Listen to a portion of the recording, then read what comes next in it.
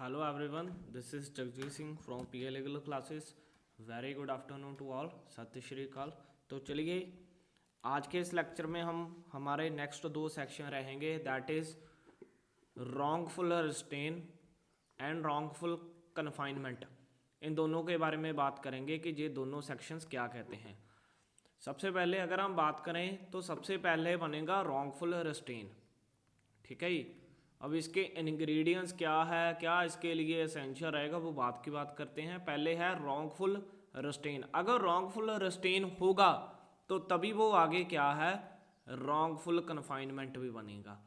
Two means to से कि जब भी हमने रॉन्गफुल कन्फाइनमेंट बनाना है उससे पहले जितनी भी एसेंशियल्स इंग्रेडिएंट्स है रॉन्गफुल रिस्ट्रेन की वो फिल होनी चाहिए, उसके बाद ही हम जो है रॉन्गफुल कन्फाइनमेंट के ऊपर जा सकते हैं। तो सबसे पहले अगर हम बात करें रिस्ट्रेन एंड कन्फाइनमेंट, रिस्ट्रेन का मतलब यही है कि किसी पर्सन को रोकना, एंड आगे कन्फाइनमेंट का भी अगर हम नॉर्मल बात करें तो इसका भी मतलब है कि किसी पर्सन को एक जगह पर कन्फाइन कर देना, ठीक है, किसी एक प्लेस के ऊपर कन्फाइन कर देना। तो अब इसकी लैंग्वेज समझते हैं। सबसे पहले हु एवर अगेन मेल हो सकता है, फीमेल हो सकती है, मेजर हो सकता है एंड माइनर हो सकता है। तो ये हु एवर जाएगा अक्यूज के साथ, हु एवर जाएगा अक्यूज के साथ। तो सबसे पहले हु एवर अक्यूज कौन हो सकता है, मेल भी हो सकता है, फीमेल भी हो सकती है, मेजर भी हो सकता है एंड माइनर भी हो सकता है। तो अगर अभी भी आपके माइंड में ये डाउट है कि माइनर नहीं हो सकता तो फिर आप जो BNS है ना उसके सेक्शन वो देखना जो था डॉली इनकपैक्स, डॉलिकपैक्स और डॉली इनकपैक्स। वहाँ पर स्पेसिफिकली लिखा गया है कि जो तो 7 साल के नीचे के हैं उनके ऊपर तो किसी तरह का कोई जो है वो उन्हें पनिशमेंट नहीं दी जाएगी, लेकिन जो अबव 7 है, 7 to 12 ईयर्स है, उनके ऊपर उनका जो मेंटली लेवल है वो चेक किया जाएगा, उनके लिए जो होगा मेंटली लेवल चेक किया जाएगा। तो ऐसी बात नहीं है कि माइनर है तो उसके ऊपर जो है वो FIR नहीं हो सकती या उसे पनिशमेंट नहीं हो सकती, ऐसी बात नहीं है, ठीक है। हूएवर आगे वर्ड है वॉलंटरली। वॉलंटरली हमने कल भी डिस्कस किया था सेक्शन 233 में। अब वॉलंटरली आपको क्लियर होगा। वॉलंटरली में ऑलवेज 3 चीज़ें आती हैं। नॉलेज, सबसे पहले तो उसको इस चीज़ के बारे में नॉलेज है। सेकंड इज अटेंशन, उसकी अटेंशन भी है, ऑब्वियसली बात है, मालाफाइड अटेंशन ही आएगी, गलत अटेंशन ही आएगी। And third is reason to believe, third is reason to believe. तो ये 3 पॉइंट्स होने चाहिए अगर हमने किसी एक्ट को क्या करना है, वॉलंटरली करना है। तो वॉलंटरली तभी बनेगा अगर ये 3 जो असेंशियल्स है, अगर 3 जो इंग्रेडिएंट्स है फुलफिल होती है। Number 1 attention, knowledge and reason to believe. तो अभी तक हमारे 2 वर्ड्स जो अभी क्लियर है, हु एवर अक्यूज्ड कौन हो सकता है, देन वॉलंटरली। आगे चलते हैं। वॉलंटरली क्या करता है, ऑब्स्ट्रक्ट्स। अब इस वर्ड के ऊपर हमारी जो डिस्कशन है वो कंटिन्यूसली रहेगी क्योंकि इस वर्ड के बारे में ही मेन बताया गया है। और किसे करना है, मीन्स की अक्यूज्ड एनी पर्सन, कोई भी पर्सन हो सकता है। सो एज क्या करना है, उसे प्रिवेंट रोकता है, दैट पर्सन कहाँ से, from the proceeding in any direction in which that person has right. जहां पर 2 चीजें हैं, इस चीज को बहुत ध्यान में रखना। जिस पर्सन को रोका गया है मीन्स की विक्टिम, ये जो विक्टिम है ना, victim from proceeding any direction, उसके पास क्या होना चाहिए, has a right to proceed. तो अगर मान लीजिए विक्टिम के पास राइट ही नहीं है वहां पर प्रोसीड करने का, तो वहां पर अक्यूज के ऊपर रॉन्गफुल रिस्ट्रेन भी नहीं लगेगा। तो रॉन्गफुल रिस्ट्रेन लगने के लिए या रॉन्गफुल रिस्ट्रेन लगाने के लिए सबसे पहले जो विक्टिम है उसे रोका जाना चाहिए इन एनी डायरेक्शन, और उस डायरेक्शन में जो विक्टिम है उसके पास राइट होना चाहिए प्रोसीड करने के लिए, उसे हम बोलेंगे wrongly to restrain that person, ठीक है, उसे हम बोलेंगे wrongly to said, wrongly to restrain. अब हमने जहां पर वर्ड वॉलंटरली यूज किया था, अब मैं आपको इसकी एक एग्जांपल बताता हूं। मान लीजिए जे ए है, जे बी है, दोनों का जहां पर हाउस है, जे दोनों का, ऐसे मान लीजिए छोटी सी जो है वो रोड जाती है। अब ए ने तो जहाँ से ही जाना है, ए ने तो जहाँ से ही जाना, बी है जो, बी क्या करता है, जहाँ पर कुछ लगा देता है आगे अपने घर के सामने, जहाँ से जो रोड निकलती है, जहाँ रास्ता निकलता है उसमें कुछ लगा देता है। अब ए के पास तो यही रास्ता है, तो जब बी रोकेगा तो बी क्या कर रहा है, रॉन्गफुल रिस्ट्रेन, और जहाँ पर वर्ड क्या लिखा है, एनी डायरेक्शन। ठीक है, जहां पर वर्ड क्या लिखा है, एनी डायरेक्शन, की किसी भी डायरेक्शन में, मान लीजिए इधर जाने को वो रोक रहा है, इधर जाने को, तो मीन्स की किसी भी डायरेक्शन को। अगर मान लीजिए ये तो है वॉलंटरली, अगर मान लीजिए ये बी को पता नहीं था, उसे एक्सीडेंटली रख हो गया, वहां पर रोड ब्लॉक हो गया। जब मान लीजिए जो बी है वो अपना घर कंस्ट्रक्ट कर रहा है, उसके पास कोई जो और खाली प्लेस नहीं थी, तो उसने जहां पर ही जो सैंड होती है, सैंड सीमेंट वो वगैरह जहां पर ही सटवा लिया। तो अब ए ने तो जहां से ही जाना है, लेकिन बी की जहां पर गलती नहीं है, क्यों, क्योंकि बी को पता नहीं था, कोई जगह नहीं थी, उसने एक्सीडेंटली किया, नॉट वॉलंटरली। तो तब जो बी है, बी के ऊपर रॉन्गफुल रिस्ट्रेन नहीं लगेगा। रॉन्गफुल रिस्ट्रेन लगने के लिए सबसे पहले तो वो क्या है, वॉलंटरली होना चाहिए। दूसरा, उसने जो ऑब्स्ट्रक्ट किया है, ये चीज है कि जो विक्टिम को रोका है जिस डायरेक्शन जाने में, उस डायरेक्शन में विक्टिम का राइट होना चाहिए। अब हमारा सबसे जो इंपॉर्टेंट वर्ड है दैट इज ऑब्स्ट्रक्ट, क्योंकि इसके ऊपर हमारी डिस्कशन है जो वो रहेगी। लेकिन उससे पहले एक इलुस्ट्रेशंस देख लेते हैं। A obstruct a path along with Z has a right to pass. जहां पर भी लेजिस्लेचर ने क्लियरली बताया है इलुस्ट्रेशन में किस पाथ को रोका गया है, जहां पर जेड के पास राइट है।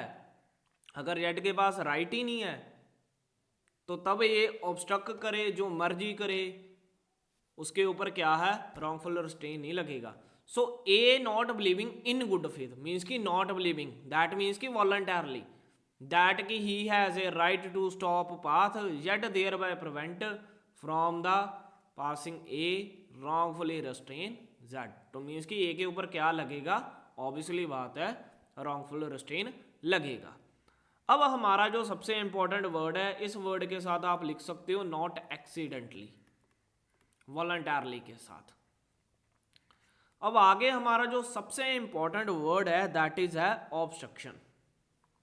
वो क्या है, ऑब्स्ट्रक्शन। अगर हम आपने इंग्रेडिएंट्स लिखनी है तो सबसे पहले आप इंग्रेडिएंट्स लिख सकते हो, voluntarily obstruction by accuse to any other person. ठीक है, अगर हम इंग्रेडिएंट की बात करें तो इंग्रेडिएंट्स में सबसे पहले तो यही आएगा इसमें। ठीक है, सबसे पहले तो यही आएगा कि फर्स्ट क्लॉज जो आपने लिखना है, आप लिखना तो लिख भी सकते हो कि वॉलंटरली ऑब्स्ट्रक्शन की गई है। ठीक है, voluntarily obstruction by accused, obviously बात है अक्यूज करेगा किसके ऊपर, to any other person, to any other person. उसके बाद सेकंड पॉइंट आएगा कि to obstruct other than from moving in any direction. जो ऑब्स्ट्रक्शन की गई है, जो ऑब्स्ट्रक्ट किया गया है, किस डायरेक्शन में किया है, इन any direction, in any direction, not in one direction. अब साथ में ये भी लिख सकते हो नॉट वन डायरेक्शन। इसका मतलब ये नहीं है कि एक डायरेक्शन में जाने से रोका है, मीन्स एनी डायरेक्शन, इस साइड भी हो सकता है, इस साइड भी, इस साइड भी, इस साइड भी, किसी साइड भी हो सकता है। And third is the victim must have, क्या होना चाहिए, उसके पास राइट होना चाहिए to move in that direction.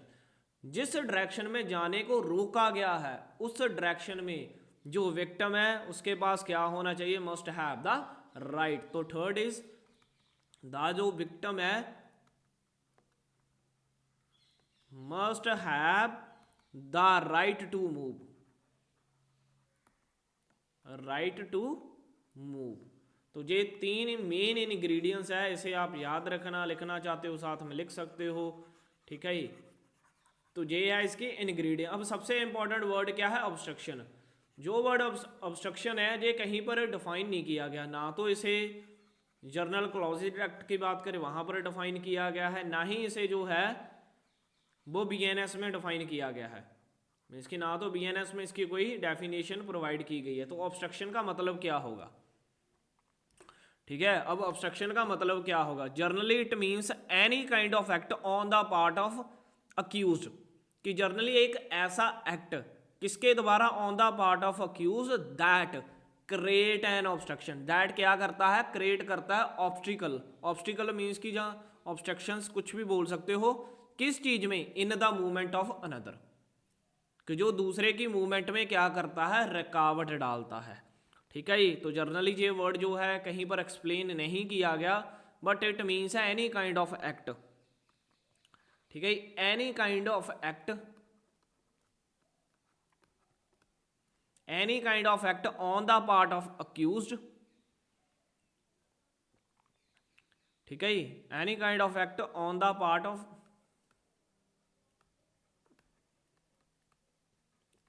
On the part of accused that creates, जो क्रिएट करता है any obstacle, any obstacle in the movement, in the movement of any another person.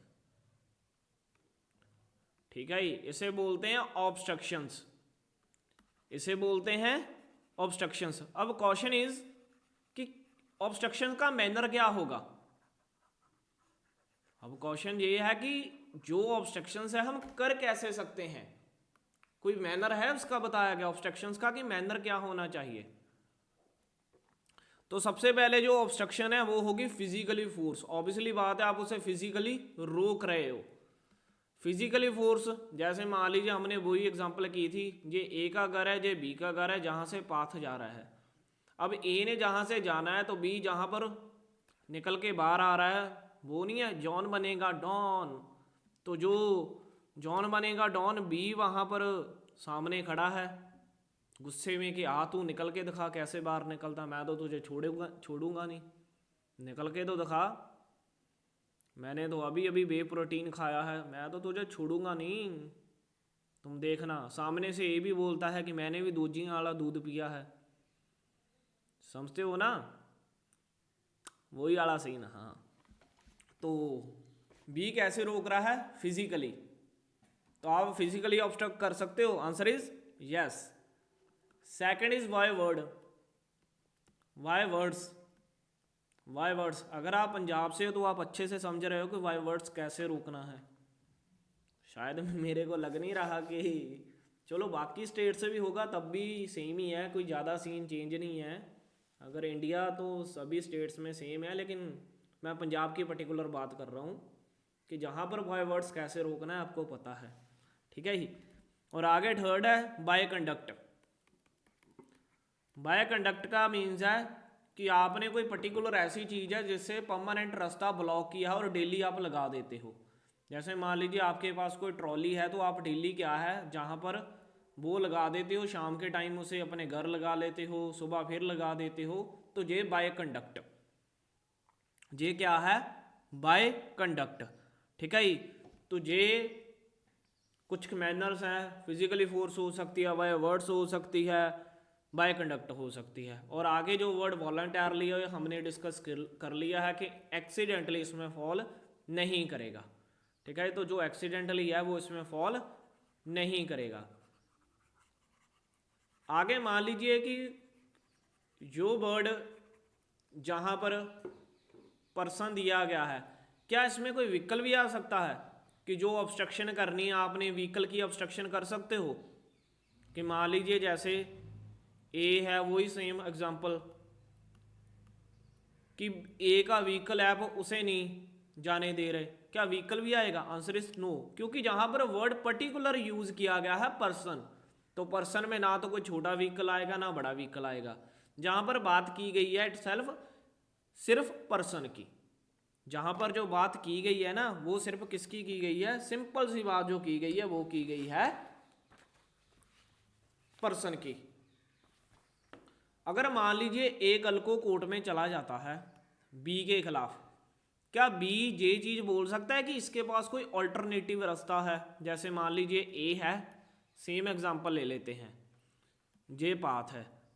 अब क्या मान लीजिए एक जहां से भी रास्ता जाता है, बैक एंड द डोर बोल लेते हैं, पिछला दरवाज़ा जिसे बोलते हैं ना, बैक एंड डोर। तो क्या बी इस चीज़ का डिफेंस ले सकता है कि सर मैंने तो जहाँ से रोका है, इसके पास तो ये ऑल्टरनेटिव भी पाथ है जी, जहाँ से चला जाए, इसके पास ऑल्टरनेटिव एक और पाथ है, ऑल्टरनेटिव और रास्ता है, ये वहाँ से चला जाए। ये कौन सा जरूरी है? क्या इस चीज़ का डिफेंस ले सकता है बी? Answer is no. क्यों? क्योंकि इसके पास राइट है। अब भाई वो उसकी मर्जी है, उसके पास 10 रास्ते हों, ठीक है, उसके पास 10 रास्ते हों, इसका मतलब ये थोड़ी है कि उसके पास एक और है तो आप जहाँ से उसे रोकोगे। आप कौन होते उसे रोकने वाले? ठीक है ही। तो जहाँ पर बी कौन होता है? ये रोकने वाला। और ना ही बी इस चीज़ का डिफेंस ले सकता है ऑल्टरनेटिव, इसे बोलते हैं ऑल्टरनेटिव। इफ मान लीजिए कोई ऑल्टरनेटिव या बेटर ऑल्टरनेटिव ऑप्शंस है तो आप उस चीज़ का क्या है, डिफेंस नहीं ले सकते। ठीक है, जो बेटर ऑल्टरनेटिव है उसका जो डिफेंस है नहीं ले सकते। तो ये कुछ पॉइंट्स थे जो हमने जहाँ पर डिस्कस करने जरूरी थे इस टॉपिक के साथ। आगे इसकी पनिशमेंट दी गई है, सिंपल सी पनिशमेंट है। एक इसकी एक्सेप्शन भी है, वो भी साथ में कर लेते हैं। एक्सेप्शन क्या कहती है? The obstruction of private way over land and water which a person in good faith. Good faith क्या है? Not bad faith, good faith. ठीक है, मीन्स की bona fide good faith. Good faith में क्या कर रहा है? बिलीव कि himself have a lawful right, कि उसके पास लॉफुल राइट है किस चीज के लिए? ऑब्स्ट्रक्ट करने का। इज नॉट ए डिफेंस, वो नहीं आएगा। यानी कि यही सेम एग्जांपल लेते हैं, ए है बी है। अब मान लीजिए जहां से भी एक पाथ जाता है, लेकिन ये जो पाथ है ना ये सिंपल बी का है, ये बी की प्रॉपर्टी है, ए की नहीं है।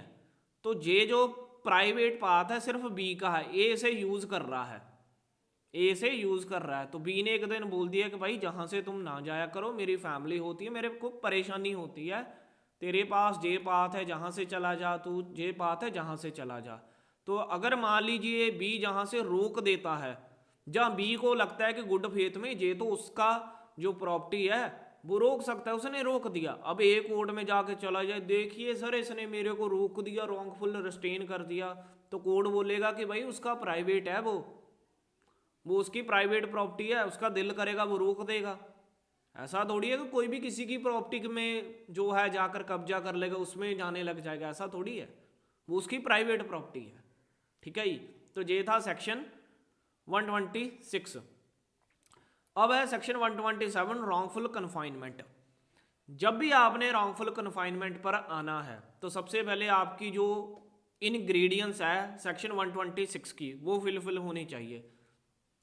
वहां पर क्या था कि वहां पर ऑब्स्ट्रक्शंस थी, दूसरा पर्सन के पास क्या होना चाहिए? राइट होना चाहिए विक्टिम के पास। तीसरा जो ऑब्स्ट्रक्शन होनी चाहिए वो क्या थी? वॉलंटरली। अब रॉन्गफुल रिस्ट्रेन क्या, कन्फाइनमेंट क्या है? whoever wrongfully restrain, whoever again वही male female major minor, accused again वही मेल फीमेल मेजर माइनर। ठीक है, रॉन्गफुली रिस्ट्रेन, जो रॉन्गफुली रिस्ट्रेन करता है किसे? Any person. जब रॉन्गफुली रिस्ट्रेन जहां पर वर्ड आ गया ना, तो जो सेक्शन 126 की इंग्रेडिएंट्स है जो कुछ है वो इसमें लिखना पड़ेगा। Any person in such manner, ऐसे मैनर में प्रिवेंट करता है कि that person from proceeding beyond certain circumscribing limit, जिसे क्या बोलते हैं? Wrongly to confine that person. Means की कुछ ऐसे लिमिट है जहां से वो क्या है? रोकता है।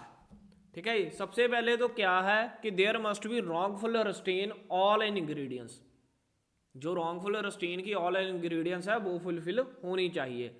उसके बाद the person is prevented to move outside और बियॉन्ड सच लिमिट्स। मीन्स कि जो पर्सन है ना, ये जो लिमिट बताई गई है, कहाँ गया? ये जो लिमिट है वहां से रोकना चाहिए, उनके बियॉन्ड या आउटसाइड।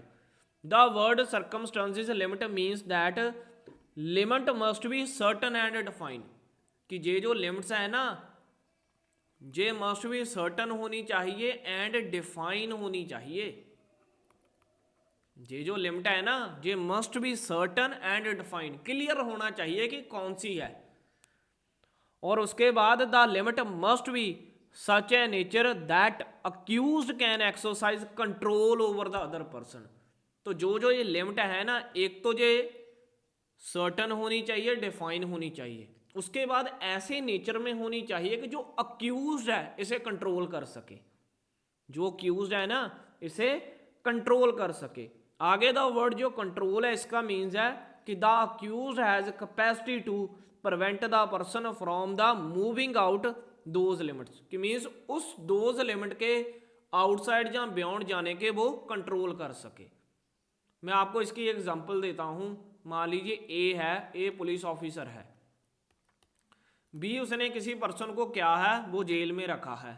अब इसकी जो है वो बेल हो चुकी है, इसकी क्या हो चुकी है, बेल हो चुकी है, कोर्ट के ऑर्डर्स आ चुके कि इसको बेल मिल गई, लेकिन स्टिल जो ए है पुलिस ऑफिसर उसने इसे छोड़ नहीं रहा, इसे रिलीज नहीं कर रहा। तो पुलिस ऑफिसर के ऊपर क्या लगेगा, रॉन्गफुल कन्फाइनमेंट। क्यों? क्योंकि उसने इसे रोक के रखा है, प्रिवेंट किया है। कहां से? सर्टन। सर्टन क्या है? वो जेल, ये जो लिमिट है, लिमिट कौन सी है? वो जो जेल का दायरा है वो लिमिट। इसलिए बोला था कि जो लिमिट्स हैं वो must be certain and define होनी चाहिए और ऐसी नेचर की होनी चाहिए कि जो अक्यूज्ड कंट्रोल कर सके। लाइक जेल, जेल है तो वहां पर जो पुलिस ऑफिसर है वो इजीली वहां से क्या है उसे कंट्रोल कर सकता है, उसे बाहर नहीं देने जा रहा, इंस्टेड ऑफ कि जो कोर्ट का ऑर्डर है उसके बावजूद भी। ठीक है जी। आगे इसकी कुछ इलुस्ट्रेशंस है, इंपॉर्टेंट इलुस्ट्रेशंस है, वो देखते हैं। A causes Z to go within the walled space and lock Z, Z को क्या कर देता है? लॉक कर देता है। जेड दस prevent from the proceeding in any direction beyond वो लिमिट्स जो है वॉल की। सेम वही बात है जो हमने अभी की थी जेल वाली। वहाँ पर वो जो जेल है, लॉकअप है, वहाँ पर उसे जो है अंदर रखता है, रिलीज नहीं करता, जहाँ पर ही वैसी जो है। जैसे मान लीजिए ए प्लेसेस है man with firearms at outlets of the building and tells Z that कि they will fire at the Z if Z attempt to leave the building. Means कि उसको बोल रहा है कि अगर तुम बाहर निकले बिल्डिंग से तो मैं क्या करूँगा, ठीक है जी, तो क्या है फायर कर दूंगा जेड के ऊपर। तो इसलिए वो जेड डरते हमारा बाहर नहीं निकल रहा। जहाँ हम ये भी मान लेते हैं, जैसे मान लीजिए ए है एंड बी है, ए बी को बोलता है कि अगर तुम बाहर आए तो मैं तेरे को छूट कर दूंगा, मैं तेरे को क्या करूंगा, छूट कर दूंगा। अगर छूट करूंगा तो भाई ऑब्वियसली बात है वो डरता हमारा बाहर ही नहीं निकल रहा, मीन्स की कन्फाइन किया है उसे एक रूप में। ठीक है जी। आगे इसकी पनिशमेंट है, हु एवर रॉन्गफुली कन्फाइन करता है इसकी पनिशमेंट कितनी होगी? May extend 5000। ठीक है जी, पनिशमेंट कितनी होगी इसकी? 5000। एंड इसके साथ साथ पनिशमेंट 1 ईयर तक हो सकती है। आगे मान लीजिए हु एवर रॉन्गफुली कन्फाइन, ये आगे टाइम्स आ गया, कितने दिन? 3 दिन। अगर मान लीजिए 3 दिन तक कन्फाइन करके रखता है, जैसे मान लीजिए वही एग्जांपल ले लेते हैं पुलिस ऑफिसर वाली, तो कितनी पनिशमेंट होगी? 3 साल। पहले कितनी थी? 1 साल। मीन्स कि अगर कन्फाइनमेंट 3 दिन से कम है तो पनिशमेंट 1 साल, अगर कन्फाइनमेंट 3 दिन से ज़्यादा है तो पनिशमेंट होगी 3 साल की, और विद फाइन। फाइन कितना? 10,000। पहले कितना था? 5,000। अब ये देख लीजिए, ये न्यूली एडेड किया गया है बाय बीएनएस के, ये न्यूली एडेड किया गया है बाय बीएनएस के कि अगर कन्फाइनमेंट 3 दिन से कम है तो फाइन 5,000, पनिशमेंट 1 साल की। अगर 3 साल से ज़्यादा है तो पनिशमेंट भी इंक्रीज हो जाएगी और वहाँ पर फाइन भी इंक्रीज हो जाएगा। अगर मान लीजिए वही 10 डेज में हो जाएगी तो पनिशमेंट 5 ईयर्स एंड फाइन भी नॉट लेस देन 10,000। अब इनमें फ़र्क समझे, जहाँ पर क्या है फाइन विच में भी एक्सटेंड टू 10,000, मीन्स की 10,000 की लिमिट है, वहाँ तक फाइन हो सकता है। मीन्स की कोर्ट के पास अथॉरिटी है कि वो 10,000 तक फाइन लगा सकती है, लेकिन अगर कोर्ट को लगता है कम करना चाहिए तो कोर्ट कम भी लगा सकती है, लाइक 6,000, 7,000, 8,000, 9,000 एनी, एक लिमिट बताई गई है कि जहां तक हो सकता है एक्सटेंड टू 10,000, लेकिन कोर्ट की मर्जी है कोर्ट ने कितना लगाना है, लेकिन जहां पर नॉट लेस देन 10,000 कि जहां पर 10,000 से कम हो ही नहीं सकता, उसके आगे 10 लाख का कर दे कोर्ट। ठीक है जी, तो ये है इसमें। आगे whoever keeps any person in wrongful confinement knowing that writ for liberation of a person has been duly issued shall be, इसमें भी वही आएगा रॉन्गफुल रिस्टेन। जैसे मान लीजिए किसी के पर्सन को रॉन्गफुली कन्फाइन किया है, जैसे वो जेल वाला सिस्टम है वही आ जाएगा, और सामने वाली पार्टी क्या है, रिट फाइल कर देती है। ठीक है जी, आगे whoever wrongfully confine any person in such manner indicate an attention that की confinement of such person may not know any person interested in so confine or any public servant, and that the place such confinement may not be known discovered by such person public servant, ये public servant के साथ आएगा ही। तो ये ज़्यादा important नहीं है, ज़्यादा इम्पॉर्टेंट हमारे लिए क्या है, ये क्लॉजेस। एंड इसके साथ साथ याद रखने के लिए आप ये कर सकते हो कि कन्फाइनमेंट अगर मान लीजिए 3 दिन से कम है, 3 दिन से ज़्यादा है, या 10 दिन से ज़्यादा है, तो ये इम्पॉर्टेंट रहेगा हमारे आंसर राइटिंग के लिए, पेपर पर्सपेक्टिव के लिए, क्योंकि वहाँ पर आप स्पेसिफिकली एक चार्ट बनाकर लिख सकते हो। जैसे मान लीजिए ऐसे पनिशमेंट है, इसमें लिख देना पनिशमेंट में लेस देन 3 डेज, इसके आगे मोर देन 3 डेज, इसके आगे पनिशमेंट आगे लिख देना मोर देन 10 डेज।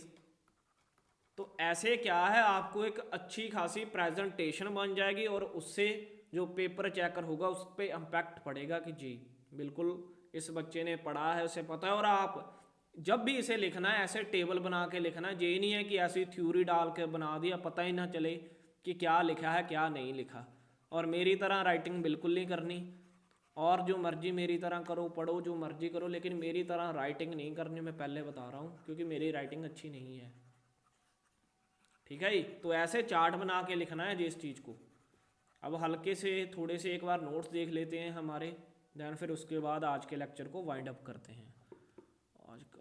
चलिए, रॉन्गफुल रिस्ट्रेन, अब ये तो आपको कवर हो ही चुका होगा ऑलमोस्ट, क्योंकि इसमें तो कुछ ऐसा सच है ही नहीं, जो चीज़ थी हमने ऑलमोस्ट जो थी कवर कर ली है। ठीक है जी, इसमें इंपॉर्टेंट केस लॉज दिए गए हैं, आप केस लॉज भी साथ में जो है देख सकते हो। Volunteering restraining any person so as to prevent that proceeding beyond circumscribing limit, the restrain must be unlawful meaning it की नॉट जस्टिफाइड बाय लॉ। वही बात है कि जो आपने रिस्ट्रेन किया है वो अनलॉफुल होनी चाहिए। अगर मान लीजिए कि ए ने बी को अरेस्ट किया है तो वो रॉन्गफुल कन्फाइनमेंट में थोड़ी आएगा, वो तो जस्टिफाई लॉ है कि पुलिस ऑफिसर के पास अथॉरिटी है ना किसी को अरेस्ट करने की, तो वो तो रिस्ट्रेन जो हो गया भाई लॉफुल होगा, वो अनलॉफुल थोड़ा होगा। ठीक है, वो अनलॉफुल थोड़ा माना जाएगा। तो इसलिए जो भी रिस्ट्रेन होनी चाहिए वो अनलॉफुल होनी चाहिए। वॉलंटरली रिस्ट्रेनिंग लिमिट्स क्या है, लिमिट्स का मीन्स है कि एक कन्फाइंड एरिया कन्फाइन कर दिया, jail, room, vehicle, enclosed space beyond which victim can't move, कि जहाँ से जो विक्टिम है वो आगे मूव ना कर सके। रॉन्गफुली क्या है, the confinement must be unlawful without legal justification. Wrongful का मतलब क्या है, अनलॉफुल। अगर लॉफुल होगा तब तो लॉ जस्टिफाई कर देगा। ठीक है, तब तो लॉ जस्टिफाई कर देगा। जैसे मान लीजिए पुलिस ऑफिसर ने क्रिस को अरेस्ट किया, वो तो ऑब्वियसली बात है जस्टिफाइड है।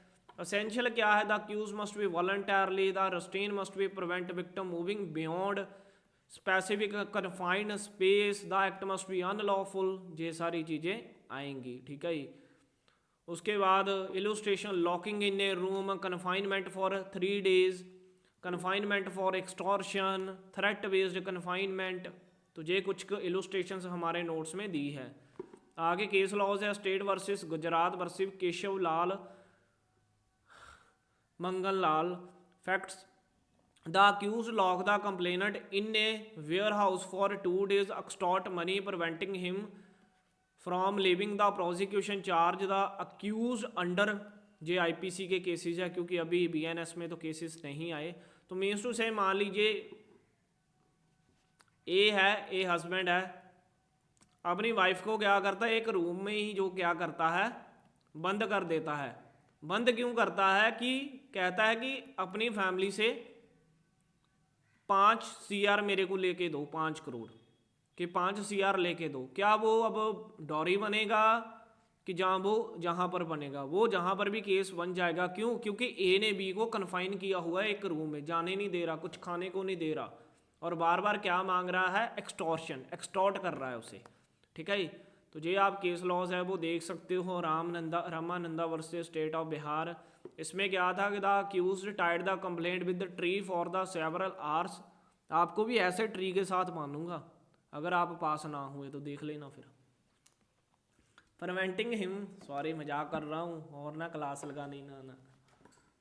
Preventing him from moving beyond the tree the prosecution charge accused IPC, again वही जो कन्फाइनमेंट है। ठीक है, तो ये कुछ केस लॉज है, आप साथ में देख सकते हो। और चेंजेस क्या आई है, चेंजेस ऑब्वियसली बात है फाइन में आई है, एंड उसके साथ साथ पनिशमेंट में चेंजेस जो देखने को मिलेगी।